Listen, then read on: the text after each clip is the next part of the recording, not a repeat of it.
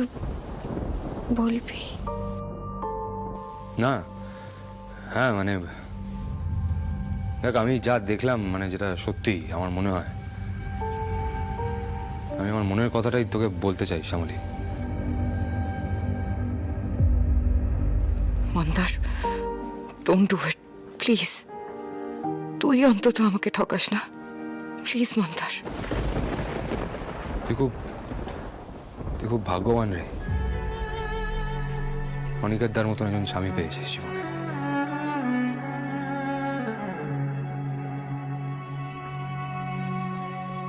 না, আমি হাজার চেষ্টা করলেও হয়তো কখনো তোকে এতটা ভালোবাসতে পারতাম না। আর আমি কেন, এই পৃথিবীতে কেউ তোকে তোর স্বামীর মতন মানে ওই অনিকাদ্দার মতন ভালোবাসতে পারবে না রে। স্যার আমাকে ভালোবাসেন না, বন্ধু ভাবে। দূর পোকা মেয়ে, তো বাজে কথা রাখতো। দেখ, উনি গোটা দুনিয়াকে বোকা বানাতে পারেন, কিন্তু এই মন্দা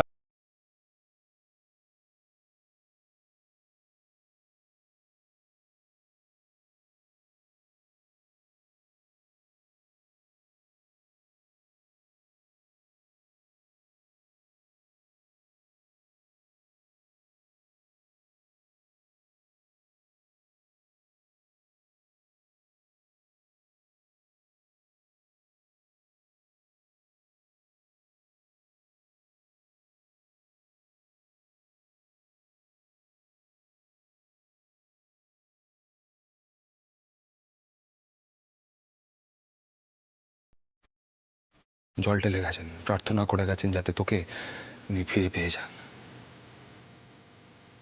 ভালোবাসা না তো আর কি রে? হ্যাঁ, কেউ করতে পারবে না রে। শুধুমাত্র সেই মানুষটাই পারে যে জান প্রাণ দিয়ে ভালোবাসে, বুঝলি? কোনো প্রবলেম হলে বলিস আমায়। হ্যাঁ, আসি। বাসে ভালোবাসে।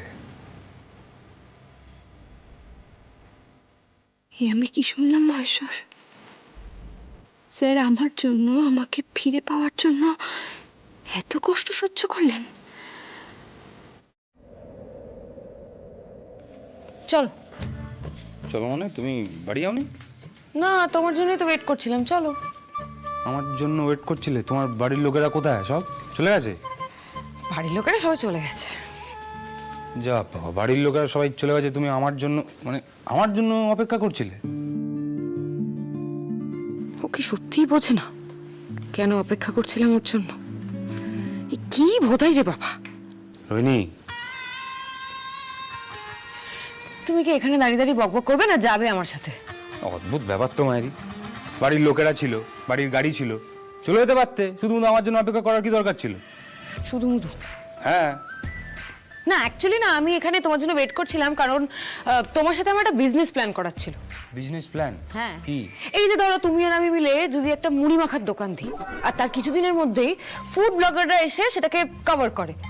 এই দেখুন, ঝাল ঝাল লাল লাল মুড়ি, তার মধ্যে সর্ষের তেল ঝরে ঝরে পড়ছে, কেমন হতো বলো তো ব্যাপারটা? মাথাটা একেবারেই গেছে নাকি?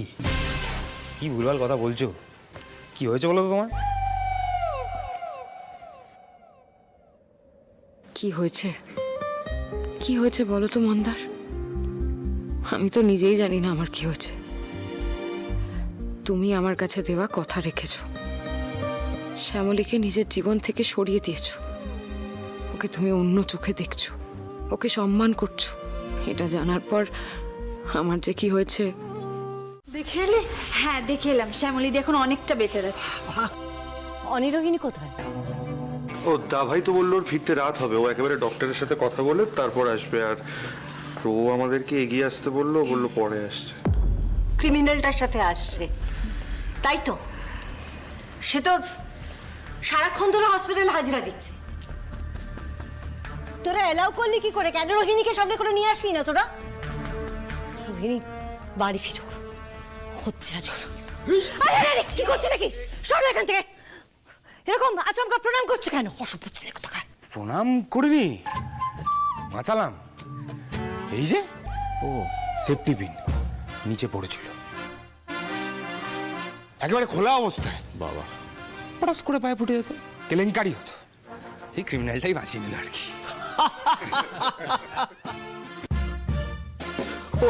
তুমি না না, দেখো অপরাজিতা, মানতে হবে ছেলেটার বুদ্ধি আছে কিন্তু।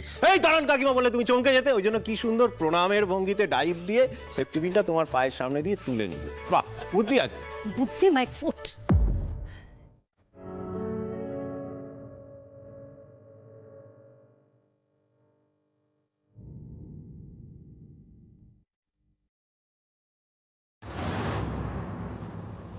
আমি কিন্তু মন্দারকে কখনোই মেনে নেব না। বাড়ির সবার ওর ওপর রাগ কমে গেলেও আমি ওকে জীবনেও ক্ষমা করব না। আমার ছেলের সাথে যা যা করেছে আমি কোনোদিনও ভুলতে পারবো না। আর তুই যেটা চাইছিস না, সেটা আমি কিন্তু কখনো সফল হতে দেব না রোহিণী। শ্যামলী, মন্দার চিরকাল আমার কাছে আমাদের বাড়ির জঞ্জাল ছিল আর থাকবে। আমি ওকে এই বাড়ির থেকে বের করেই ছাড়বো। আর আমিও মন্দারকে ভালো করেই ছাড়বো। একটা সুস্থ সমাজে থাকার মতো ভালো, যে তোমারও আছে, যেটা আমারও আছে। দেখি কে যেতে।